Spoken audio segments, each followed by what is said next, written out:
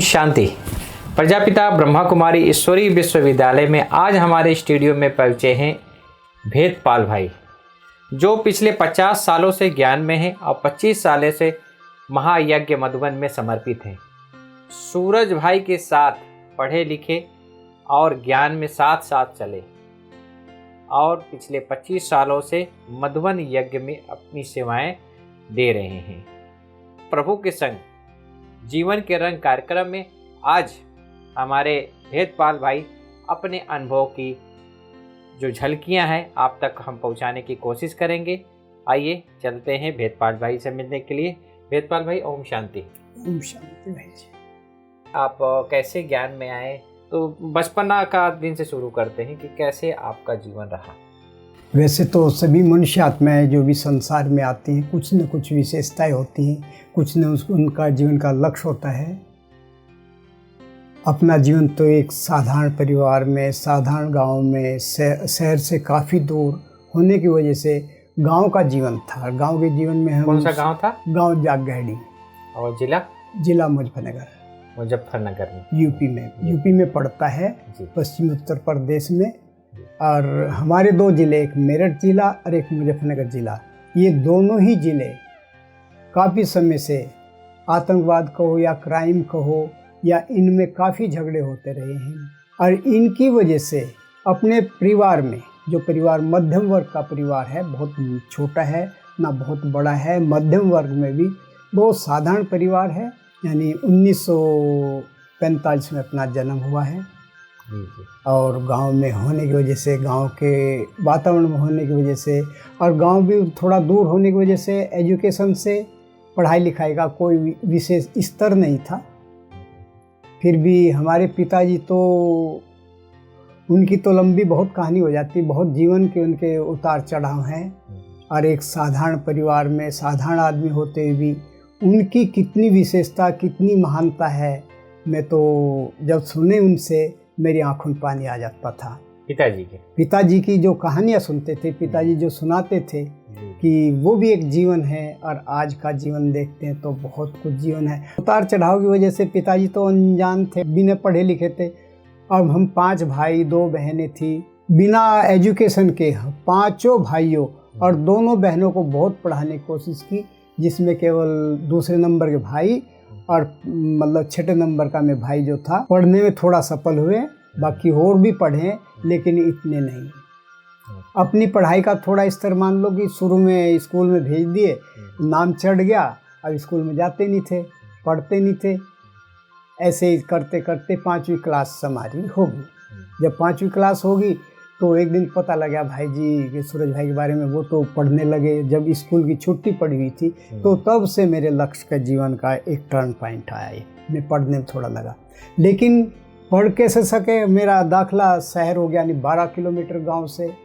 कोई सूरज भाई आपके साथ में ही पढ़ते थे? हाँ पढ़ते थे। 5वीं क्लास से 6ठी 7वीं 8वीं। अच्छा, 6ठी 7वीं 8वीं 3 क्लास में हम दोनों रूम पार्टनर भी रहे, क्लास मतलब साथी भी रहे। तो उस समय तो ये कहेंगे कि मेरी एजुकेशन, मेरा भाव सूरज भाई से ज़्यादा अच्छा था, यानी पढ़ाई में थोड़ा निखरने लगे थे हम। तो फिर जैसे ही 8वीं करके मुजफ्फरनगर, यानी घर से 12-13 किलोमीटर दूर स्कूल में आया, तो वहाँ कोई साधन नहीं था आने जाने का।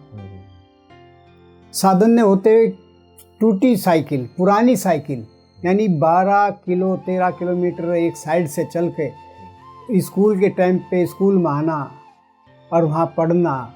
टाइम पे भोजन मिला नहीं मिला, कई बार बहुत भोजन भी नहीं मिलता था, क्योंकि छोटे थे हम। गांव में पढ़ाई का स्तर नहीं था, उनको मालूम भी नहीं था पढ़ाई के लिए क्या साधन चाहिए। तो उस समय जब पढ़ने के लिए शहर साइकिल से आए, थक गए, तो कुछ टाइम और हो गया, कुछ लेट हो गए, तो स्कूल में पीछे क्लास में बैठते थे। थकान आएगी, सोएंगे, तो पढ़ाई तो क्या होगी। तो इस प्रकार से पढ़ाई का लेवल थोड़ा कम हुआ, लेकिन जुनून ये रहा कि हम पढ़ लें। हाई स्कूल तो क्रॉस हो गया, पास हो गए। फिर हमको फिर दोबारा से शहर नहीं रहना, गांव से आना, गांव से खाना खा के जाना, साइकिल पे थकना। 12-13 किलोमीटर, और वो भी पुरानी साइकिल, नई साइकिल नहीं। तो थक जाते थे, पढ़ाई के बाद थोड़ा लेवल कम हुआ, लेकिन लक्ष्य रहा कि पढ़ लें। उस समय एक बहुत अच्छी बात ये रही कि एक साथी मिल गए जिनके साथ में आपस में बैठ कर करते, भाई जीवन सादा हो, विचार उच्च हो। इस एक पॉइंट ने मेरे जीवन को आज तक प्रभावित करके रखा है, और इतना प्रभावित रखा है कि मैं दूसरों को डिस्टर्ब नहीं कर सकता, परेशान नहीं कर सकता। अपने आप परेशानी आ जाए ना आ जाए, किसी प्रकार से मैं सहन कर लूँगा, लेकिन दूसरों के जीवन में, दूसरों के रास्ते में, दूसरों के कार्य में कोई विघन नहीं। अपना फिर जब ये विचार आ गया तो सादगी आ गई, विचारधारा सुंदर होगी, अंदर होगी, लेकिन बाहर नहीं होती थी। बाहर वाले तो फिर आज के समय मॉडर्न है, साइंटिफिक, मतलब क्या कहेंगे, ये कहेंगे कि भी दूसरों को प्रभावित कर लो। हाई स्कूल आप सूरज भाई के साथ ही पढ़े? फिर 11वीं 12वीं में हम दोनों साथ साथ पढ़े। अच्छा। 11वीं 12वीं में मुजफ्फरनगर में? मुजफ्फरनगर में। उस समय कमरा लेकर रहते थे। उस समय फिर भी मतलब थोड़ा समय रहे। कौन से सन की बात? 66 की बात है। अच्छा, 68 66 में हाई स्कूल क्रॉस कर लिया था। 66 में? 1966 में। अच्छा, 1966 में आपने हाई स्कूल पूरा कर लिया। हाँ। उसके बाद आप सूरज भाई के साथ मुजफ्फरनगर में कॉलेज में गए। और घर वालों को पता लगा कि ये तो सूरज भाई का साथी है और इसको आप कैप्चर कर लो, घेर लो, शादी कर लो, नहीं तो फिर ये ब्याह समर्पित हो जाएगा, मतलब छोड़ देगा आश्रम, सन्यासी हो जाएगा। सन्यासी कहते थे उस समय। बात ये हुई कि भाई जी तो यहाँ दिल्ली आके रहने लगे थे, फिर ये समर्पित हो गए। अब हम उधर थे, तो उधर होने की वजह से हमें तो रोज शहर आना जाना। उस समय आप ज्ञान में नहीं चलते थे? भाई जी ज्ञान में चलते थे? नहीं, ज्ञान में तो थे, लेकिन वो पक्के हो गए थे, हम तो थोड़ा संपर्क में थे, ज्ञान के संपर्क में थे। पहले भाई साहब आए ज्ञान? पहले ज्ञान भाई साहब आए, तो जैसे संपर्क मतलब आए, एक बार वो हम शहर रहे, भाई जी आए यहाँ से, तो मिले, तो मिलने से फिर हम 69 में ही पक्के हो गए थे ज्ञान के। फिर उस समय ब्रह्मा बाबा ने शरीर छोड़ा? हाँ, उस समय ब्रह्मा बाबा ने शरीर, वो जनवरी छोड़ा था, ये आए थे नवंबर में। ज्ञान में लाने की प्रेरणा कौन बना? सूरज भाई? सूरज भाई बने प्रेरणा। तो 7 दिन कोर्स सूरज भाई ने कराया? हाँ, इनको बहन जी ने करा था, इन्होंने फिर मेरे को करा। मैं बस फिर ज्ञान में से, ज्ञान के संपर्क से, और मतलब लेटरों के द्वारा बहुत सारे लेटर इनके आते जाते थे। ये वाला आपको 7 दिन कोर्स किसने दिया? सूरज भाई ने। सूरज भाई ने कराया।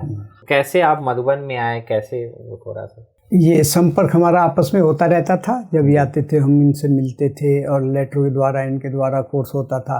फिर कुछ समय के बाद में मुजफ्फरनगर में गीता पाठशाला हो गई थी, फिर उसका आश्रम बन गया था गीता पाठशाला से। वहीं से बहन जी के संपर्क थ्रू सन 72 में हम आश्रम यहाँ आए थे, और 73 का जो दिल्ली का मेला था, उस दिल्ली के मेले में भाई जी के थ्रू और बहन जी के थ्रू दिल्ली रामलीला मैदान में हम 15 दिन सेवा की थी। उस 73 से फिर 1 मास, 1.5 मास, 2 मास सरकारी नौकरी से छुट्टी ले करके हम यहाँ मधुबन में आकर के सर्विस करते थे। तो आपको सरकारी नौकरी मिल गई थी? सरकारी। कहाँ पर? सिंचाई विभाग में, इरिगेशन में, मुजफ्फरनगर में। मुजफ्फरनगर में। ओके, तो आप वो सरकारी नौकरी भी छोड़ के आप मधुबन में समर्पित हो गए? हाँ, तो जैसे दबाव होने लगा, भाई इनकी शादी कर दो। मैं कहा अभी 1 साल नहीं करते, 2 साल नहीं करते, भी 3 साल शादी नहीं करते। अभी हम अपने जो भी जीवन कैरियर है इसको पढ़ रहे, देख रहे, कर रहे।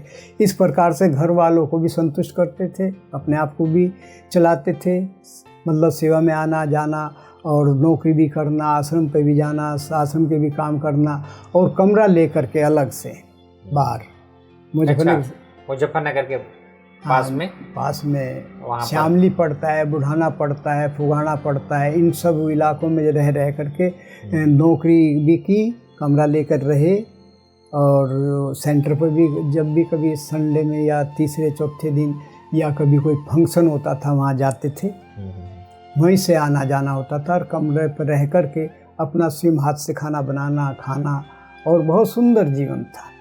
यानी इस प्रकार मेरे अपने 4 बैलेंस थे, घर वालों को भी संतुष्ट करना, घर वालों संतुष्ट रहना, अपना खाना बनाना, अपना जीवन चरित्र चलाना, और गवर्नमेंट की जो सर्विस थी, यानी मतलब सरकारी वर्क, उसको भी पूर्ण रूप से करते थे।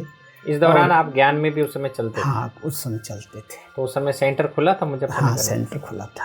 ओके, कौन दीदी थी? कलावती और मिला दीदी। बहन। तो वहाँ पर आप सेंटर पे आप जब खुल गया था तो आप जब संपर्क में आए तो फिर आपके घर परिवार वालों ने नहीं कहा कि शादी ब्याह कर लो और फिर आप अपना गृहस्थी बसा लो? वो बराबर दबाव रहा, बराबर चलते रहे। घर आते थे, उनको भी संतुष्ट करते थे, उनसे भी मिलते थे, बातें करते थे, लेकिन अपने आप को बचा के रखते थे क्योंकि ज्ञान आपको था। ज्ञान हमको था। तो आप शादी तो ब्याह नहीं किए? हाँ, नहीं किया। उनसे संभल के रहे, बच के रहे। भाई नहीं तो अच्छा परिवार हिसाब होने की वजह से, नौकरी होने की वजह से बहुत आदमी बहुत दबाव आया। नौकरी होते सर्विस कर, मतलब शादी कर ले, शादी कर लो, शादी हो जाएगी, ये होगा वो होगा। हाँ, ठीक है। तो आपके जीवन का लक्ष्य क्या था उस समय? जीवन का लक्ष्य यही था कि हमें एक आदर्श जीवन जीना है, चरित्र जीवन जीना है, जो बराबर अब तक चल रहा है। तो उस समय किताब वगैरह कुछ पढ़ते थे जिससे प्रेरणा आपको मिली? आर्य समाज की किताबें थी, शुरू से पढ़ी थी 5वीं में। उनका कुछ प्रेरणाएं मिली थी, कुछ अच्छे शब्द डायलॉग थे उनके, रटे हुए पढ़े हुए थे। और उनके आर्य समाज के सम्मेलन में जाते थे, वो हम सुनते और देखते थे। इस वजह से हमें बहुत अच्छा लगता था। कौन से सन में मधुबन में आए पहली बार? पहली बार हम आए 72 में। 72 में मधुबन पहुंच गए थे आप? हाँ, जुलाई 72 में पहुंचे थे। अच्छा। और किसके साथ आए थे? दीदी कलावती के साथ में। मुजफ्फरनगर के? 73 के मेले में हम दिल्ली गए थे, वहाँ से मुजफ्फरनगर से आए थे। अच्छा। ऐबक बाबा से बहुत बार मिले। ऐबक बाबा से तो उस समय मेडिटेशन हॉल में बन गया था ना, मेडिटेशन हॉल? मेडिटेशन उस समय आपका हिस्ट्री हॉल था। अच्छा, हिस्ट्री हॉल में बाबा आते थे। अच्छा। कई बार बाबा से भी बैठे, मुरली सुनी, मतलब टोली हाथ मुख में खाई है। ओम शांति भवन में भी टोली मुख में ली है, बाबा ने खिलाया। मेडिटेशन हॉल में बाबा ने टोली दी है, रूबरू ली। रूम है, बाबा का रूम है ना, उसमें ऐबक बाबा आते थे। कई बार आए, कई बार मिले हुए बाबा के रूम में। यानी उस समय का रोल ये था कि गुलजार दादी जहाँ भी बैठी, बाप दादा आ जाते थे, अवतरण हो जाता था। पता भी नहीं लगता था किसी को। जैसे उस समय तो बहुत जल्दी बाप दादा आ जाते। जैसे परिवार को छोड़ के नहीं जाना है। ब्रह्मा बाबा भी चाहता था कि मैं परिवार को छोड़ कर ना जाऊँ। साथ में बचपन के साथी हैं ना, क्लास 6ठी 7वीं 8वीं वो समर्पित हो गए, तो फिर आपकी इच्छा नहीं हुई कि हम भी समर्पित हो जाएं? इसका बहुत बड़ा रहस्य राज है। जी। तो जैसे घर वालों का दबाव आया, भाई इनके साथी सूरज भाई तो मधुबन में चले गए, समर्पित हो गए, सन्यासी हो गए, अब इसकी शादी कर दो ताकि ये ना जा पाए, ताकि ये ना जा सके। और अपने को प्रेरणा आई, कुछ भाव मिले। तो उस समय मगर बाबा ये क्या होगा, तो बंधन में तो आना नहीं चाहते हम तो जीवन एक बहुत ऊंचा जीवन जीना चाह रहे हैं। बहुत ऊंचा जीवन है ये, इसको छोड़ के ये हमें कुछ भी अच्छा नहीं लगता। तो उस समय क्या बाबा से कहा, बाबा कोई नौकरी या कुछ बिजनेस कर ले। तो उस समय मतलब एक इंटरव्यू हुआ, तो उस इंटरव्यू में हम गए और उसमें मतलब हमारा सिलेक्शन हो गया, बिना किसी आधार, बिना किसी मिलने जुलने के। किसका इंटरव्यू था? 12 ऑपरेटर का। 12 ऑपरेटर हम हो गए थे। 4 मई 1972 में मेरा पोस्टिंग हो गया था सरकारी नौकरी पे।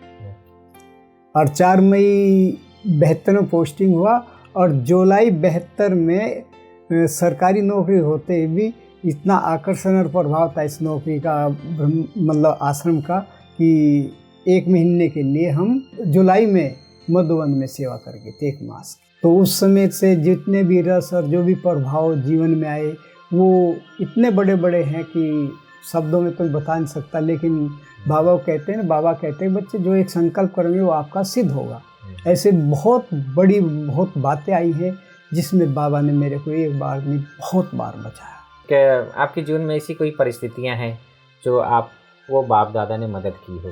पर हर एक स्टेप पर बाप दादा ने मेरे को इतनी मदद की कि साकार में भी कोई आदमी मदद नहीं कर सकता। इसी संबंध में एक अनुभव सुनाऊं मैं जी। हम घर से आ रहे और मैं 4 आदमी, हमारी ट्रेन खराब हो गई, दिल्ली आना है और कोई भी रास्ता नहीं और टाइम भी आगे, दूसरी ट्रेन पकड़नी, जयंती चलती थी। तो अब कैसे करें, ट्रेन खराब होगी और 3 ट्रेन खराब होगी, 3 ट्रेन के एक ट्रेन में आदमी आने, और हमें ये भी मालूम नहीं कौन से स्टेशन में जाना, कहाँ जाना, क्या होना, क्या होगा, हम कैसे हो जाएंगे, इतना कहना था। एक ट्रेन आई और दोनों बच्चे छोटे, एक भतीजी और मैं। हुआ क्या उस समय, कितनी भीड़ थी, एक दरोगा आया फुल ड्रेस में और दोनों बच्चों को चढ़ा दिया, भतीजी चढ़ा दिया, मैं भी चढ़ गया। मैंने कहा आसर आई, उनको देखा और वो देखते देखते गायब। यानी ट्रेन में हमको चढ़ा दिया जो दिल्ली, मतलब यहाँ आनी है दिल्ली, और उसका पता नहीं लगा। ये ऐसी नहीं, बहुत सारी बातें, बहुत सारी घटनाएं मेरे जीवन में सी हैं जिसमें बाबा ने मेरे को मदद की है। वो दरोगा हमारी हेल्प ना करता, हम चारों बिखर जाते, कहाँ जाते कुछ पता नहीं।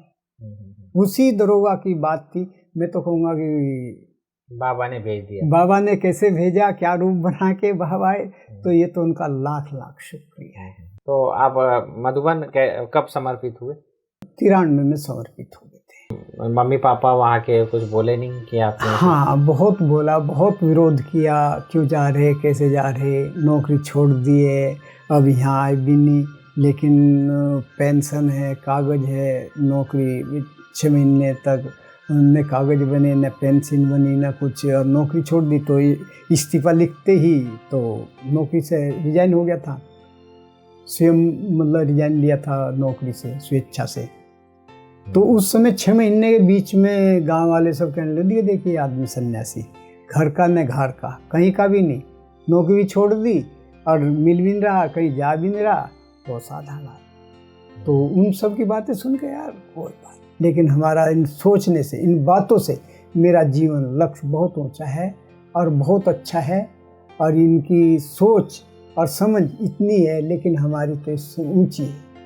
बहुत सारी बातें में तो आज के समय में आदमी छोटी बातों में रह करके ये सोचता है कि हम बहुत बड़े हैं। बड़ा तो जिसके जीवन का लक्ष्य बहुत ऊंचा है और जो दूसरों को कुछ दे रहा है, दूसरों को आगे बढ़ा रहा है, वो है।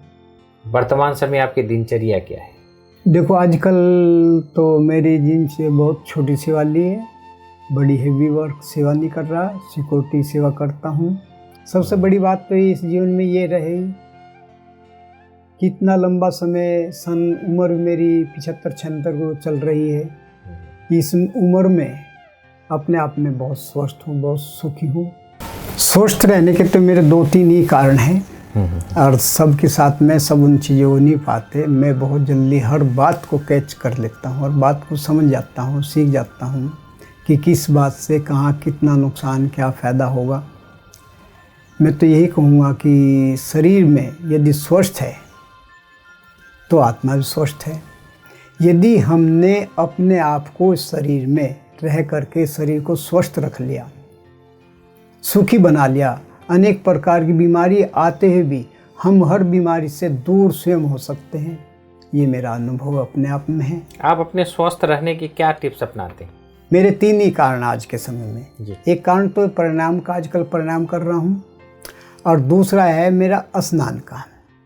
2 टाइम मेरे स्नान होते हैं, जो 1 घंटा, पौना घंटा, आधे घंटे से ज़्यादा लगता है।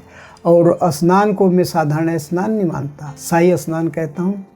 तो इतनी देर होते ही मैं बाथरूम में जो एंजॉय लेता हूँ, स्नान का एंजॉय लेता हूँ, वो मेरे एक स्वस्थ रहने का बहुत बड़ा कारण है।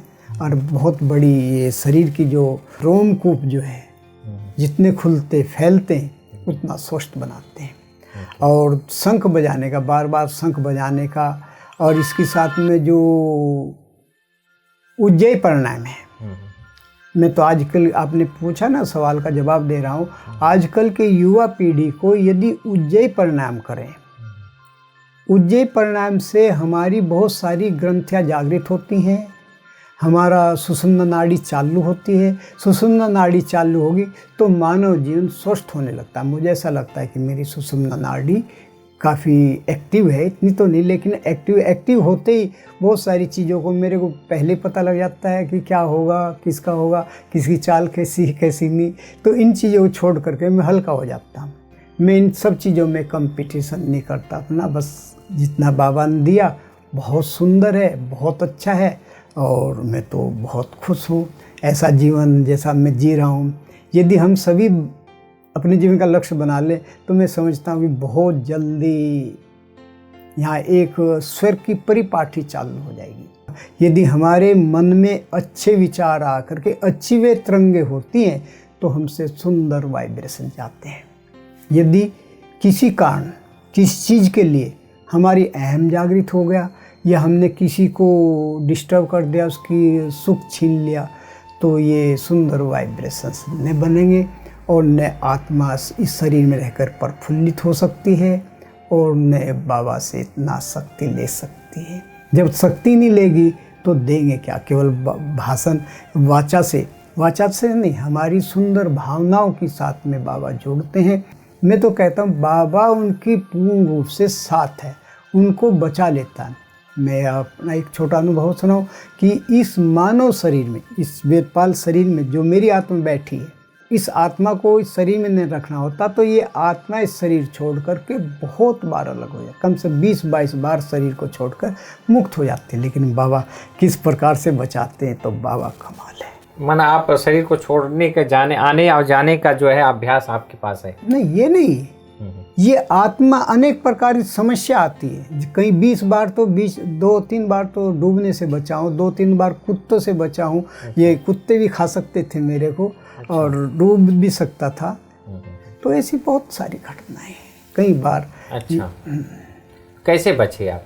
अगर बाबा साथ ना होता तो बचना मुश्किल था। बाबा चूँकि ज्ञान में आने से पहले बाबा ने मेरे को कई बार बचाया। ये जीवन दान कहेंगे? जीवन दान बाबा ने बचा के रखा है शरीर में। आप लोगों को प्रेरणा के लिए वो रखा है। शायद मैं ये कहूँगा कि 73-76 साल की उम्र में आज के समय में जो अनेक प्रकार का सामाजिक जीवन है, इस सामाजिक जीवन में अनेक प्रकार की बीमारियों में ये शरीर में ये आत्मा बहुत सुंदर अवस्था में बैठी।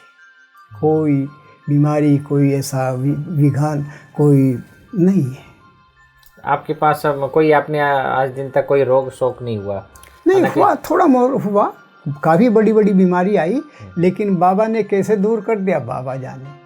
एक बार का बता दूं, जब मेरे को पथरी हुई सन 76 में कि 2 दिन तक मैं बराबर खटिया पे तड़पता रहा, लेकिन कमरे में साथ वाले साथियों को ये मालूम नहीं कि क्या हुआ।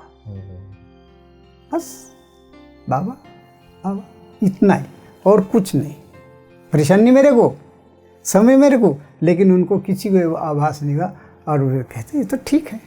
आपको पथरी हुआ था, बाबा ने आपकी पथरी को ठीक कर दिया? नहीं ठीक हुआ तो ऑपरेशन, लेकिन भाई 2 दिन तड़फेगा ना आदमी, फिर ऊपर गए। तो इस प्रकार से ऐसे बहुत सारी बातें जो बाबा ने सूली से कांटे से फूल बना के रखा है। जैसे पथरी होगी, आपको पेशाब रुक गया है, पूरी रात पेशाब रुका रहे, बाथरूम जाए पेशाब ना आए, कितना दर्द होगा, कितनी तड़फन होगी। मैं आता था बाबा, फिर बाथरूम जाना, 5 मिनट के बाद फिर जाना, खटिया पे लेटना, पेशाब नहीं आना, कितनी दर्द होगा। बस बाबा ने हल्का, इतना हल्का करके रखा। हालांकि दर्द तो हुआ, फीलिंग तो हुआ शरीर को, लेकिन इतना अकाट्य नहीं हुआ। ऑपरेशन आपने कराया? फिर ऑपरेशन कराया। बड़ी बात हमने वेदपाल भाई, आप देख रहे हैं सदा मगन में रहते हैं, अपने आप में मस्त रहते हैं। उस मस्ती का कारण क्या है? बाबा की भावनाओं के अनुसार चलते हैं और फिर दूसरों को जितना हम सुख दे सकते देते हैं। और किसी के सुख में हम सुखी तो हैं, लेकिन किसी को दुख देकर दुखी नहीं होते, इसलिए हम मुक्त हो जाते हैं। कोशिश करते हैं कि भी इनका जीवन भी इससे ऊंचा हो। भाषण हमसे नहीं हुआ, लेकिन भावना अपनी बहुत बहुत बड़ी बड़ी रही है और बहुत कुछ सहयोग दिया है समाज को। वेदपाल भाई, आप आज की युवा पीढ़ी जिस प्रकार से व्यसनों में भटक रही हैं और उनको नेगेटिविटी ज़्यादा प्रभावित कर रही है, तो आप आज की युवाओं को क्या संदेश देना चाहेंगे कि कैसे हम युवा जीवन स्वावलंबी बनकर जिए? आज के समय में हर के सामने एक लक्ष्य हो गया, ऊंचे से जीवन बनाए, ऊंचे से हमें पद हो, ऊंचे से हमारी नौकरी हो, ऊंचे से ऊंचा, बड़े से बड़ा हमारा साधन संपत्ति हो। यानी कि ये कहें कि कंपटीशन का समय हो गया, और कंपटीशन के समय में तो अनेक प्रकार के व्यसन भी आएंगे, अनेक प्रकार के लोभन भी आएंगे, अनेक प्रकार की कंपटीशन होगा तो किसी न किसी बड़े छोटे से मिलेंगे, अनेक प्रकार की ग्रुप और वृत्तियाँ जागृत हो जाएंगी। जब हम छोटे थे, कुछ सीखने लगे थे समाज में उस समय ने तो इतनी एजुकेशन थी और पढ़ाई लिखाई बहुत कम थी, और जो भी थी एक दूसरे से सहयोगी थी। सन 1976 में भी कहा था कि विनाश हो जाएगा, अगला वर्ष नहीं आएगा, अगली दिवाली नहीं आएगी, ये नहीं होगा। बाबा ने उस समय भी बहुत भाई ब्राह्मण परिवार को लक्ष्य दिया था, बताया था कि हमें संपूर्ण बनना है, संपूर्ण बनेंगे ये सब चीज़ें छोटी हो जाएंगी। और जी जो इधर जा रहे सांसारिकता की ओर जा रहे, सांसारिकता की ओर जाने का ही कि आदमी नीचे के स्तर में आ गया, सुख सुविधा में आ गया। जो सुख सुविधा में आ गया उसको सांसारिक जीवन अच्छा लगता है। इसको थोड़ा सा ऊपर होकर देखेंगे, सामूहिक रूप से सार्वजनिक जीवन से देखेंगे तो ये सब चीज़ें छोटी हो जाएंगी। लेकिन चूँकि सब बहुत बड़ी सब चीज़ें इतनी नहीं मिल रही तो संसार की ओर झुक रहे हैं। तो उनसे होने का, मुक्त होने का यही कि उनको अपने आप को विधेय अवस्था में लेना पड़ेगा, और विधेय अवस्था में तभी जा सकते हैं जब हम उज्जयी परिणाम करेंगे। लंबे साधक बन कर के, साधना नहीं लेकिन ऊंची अवस्था में जा कर के हमें उज्जयी परिणाम करना पड़ेगा। ऊंची परिणाम करते हैं तो जो सांसारिक इच्छा है, शारीरिक इच्छा है, वो कम हो जाती है। प्राणायामिक क्रियाएं कितनी है उन सब में कपालभाति, भस्त्रिका और उज्जयी परिणाम। उज्जयी परिणाम को हम श्वास पूरा खाली कितनी बार करना चाहिए और कैसे करते हैं? जैसी जैसी अक्षमता बढ़ती जाएगी फिर तो कितना भी कर लो, लेकिन शुरू में किसी अच्छे गाइडेंस से जो कर रहा उससे सीखना चाहिए, करना चाहिए। बाकी सांसारिक सुखों का एक आधार यही है कि वो पद्मासन में या सुखासन में बैठ करके वो पूरा श्वास खाली करके और कंठ से वो श्वास खींचे। पूरा हमने श्वास खाली कर दिया, श्वास खाली हो गया, और फिर हम श्वास खींच रहे गले से।